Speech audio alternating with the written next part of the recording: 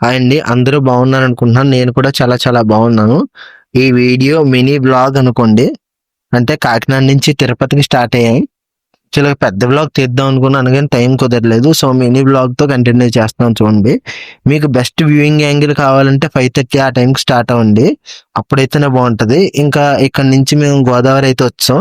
గోదావరిలో బ్రిడ్జ్ దగ్గర అయితే ఆఫ్ చేస్తాడు వ్యూ చూడటానికి. కానీ ప్రస్తుతానికి మీకది చూపించాలంటే ఫోన్ పడిపోద్దని నేను చూపించట్లేదు. గోదావరి చాలా బావుంటదండి. మీరు లైవ్‌లో చూస్తేనే ఆ ఎక్స్‌పీరియన్స్ వేరేలా ఉంటది. ఇంకా నేను ఇంట్లోంచి తీసుకొచ్చిన మ్యాగీ అయితే తీసుకొచ్చాను. ఇప్పుడు మీరు దాన్నైతే చూడండి ఇంగో విత్ సాస్. నేను తిని దాని టేస్ట్ ఎలా ఉందో మీకు చెప్తాను. మీరెప్పుడైనా ఇలాగ ట్రైన్‌లో మ్యాగీ పట్టుకొచ్చారా అనేది కింద కామెంట్ సెక్షన్‌లో చెప్పండి. ఇంకా నేను తింటున్నాను కదండీ!